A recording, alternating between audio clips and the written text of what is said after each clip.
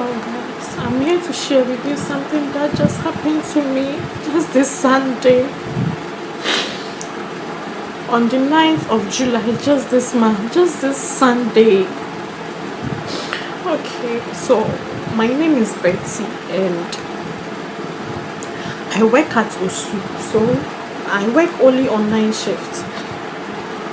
So on Sunday I was going to work around 6:30. I stay at North Carnation and around the mall. So when we are going to circle over here, we walk, like when you get to the mall, those loading cars come from Fadaman area. So when they get to our place, we just joined to circle. So as I was standing there on Sunday, the car, well, I wasn't getting a car because it was Sunday evening around 6:30. I wasn't getting a car, so I was running late too. So all of a sudden I saw a taxi coming. So I waved my hand, I made this sign, meaning I was asking if he's loading to circle. All of a sudden this car just stopped in front of me, and I asked the driver if he's going to circle. He said yes. So the driver, one guy was in front and one guy at the back. So I joined the one at the back. So meaning we were two at the back, one guy in front and the driver. As I sat in the car, all of a sudden I wasn't feeling okay. I was uncomfortable. Like something told me to get back and check on my door if it's locked. I was like, if my door is not locked, my key wouldn't be in my bag. So I was just feeling uncomfortable. So everything, what I said in my head was, God, if there's anything, just protect me. So as the car was going, I think the guy on my left realized I wasn't comfortable. So I think he had a fake call. He made a fake call. He was like, ma, me call you 2,000 pen on my mom. So I just looked at him with a side eye. I wasn't getting something, but I ignored that feeling too. So those of you who know North Carnation very well, when we got to Adodo Hotel around that area, normally that place is a very quiet, cool place. When we got there, the guy in front said he will alight there. Guys, at that point I just wanted to take money from my bag and pay the driver. So my concentration was, I was just getting money from my bag. So my concentration was in my bag, like I was just taking money. Before I realized, the guy got out from the front seat very fast, like just like some seconds, got down, opened my door and joined me at the back. When he joined me at the back, the guy on my left held my nose and my mouth and my neck and placed my head on his laps and like put my head on the seat and put his hand on my head.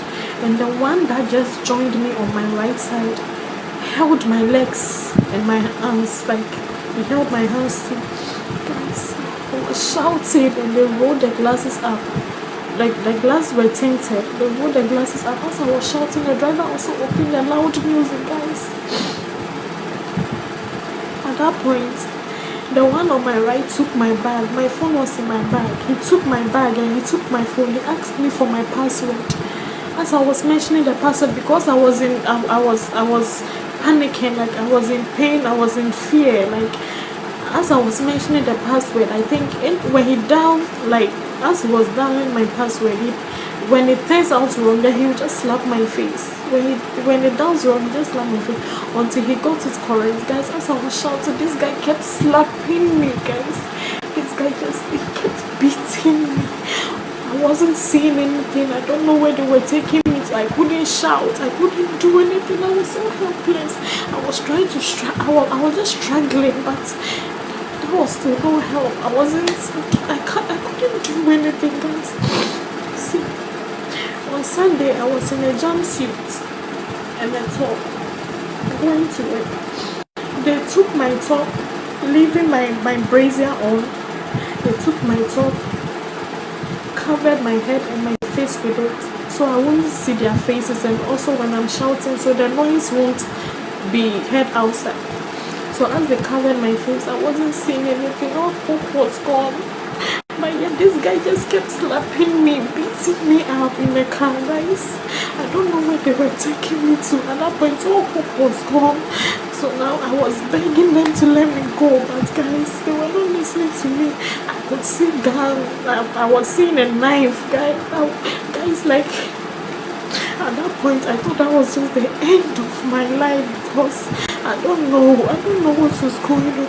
So everything I was just saying was, God, please, is this the life you promised me? Is this how you want to end my life? Like, is this how you want things to be for me? Is it my last day on earth? God, this wasn't the promise you told me you have for me. Please, you're my only hope. Just save me. If you save me, I will serve you for the rest of my life, guys.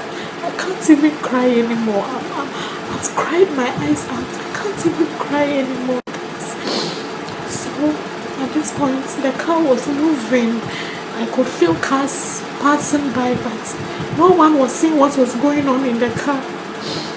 Yes. At that point, I was praying we would just bump into a police barrier, but at that time, there was no police on the road. So I don't know. The car kept moving.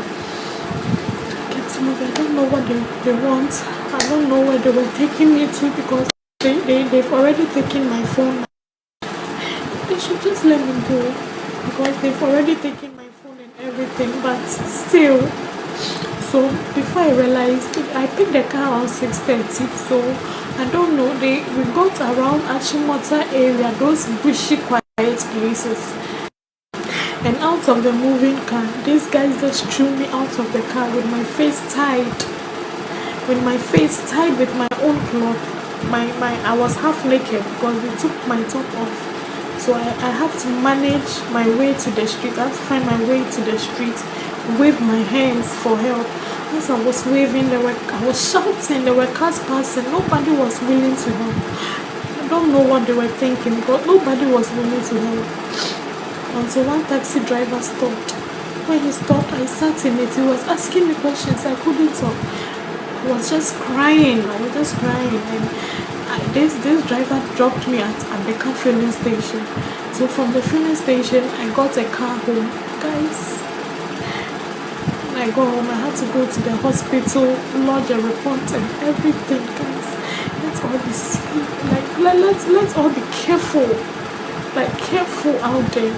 The cars we pick, the taxis, truck, even the boats and young boats and stuff we pick, we should just be careful. I've never seen this in my life before. I've only seen this in movies. I've never experienced this before, guys.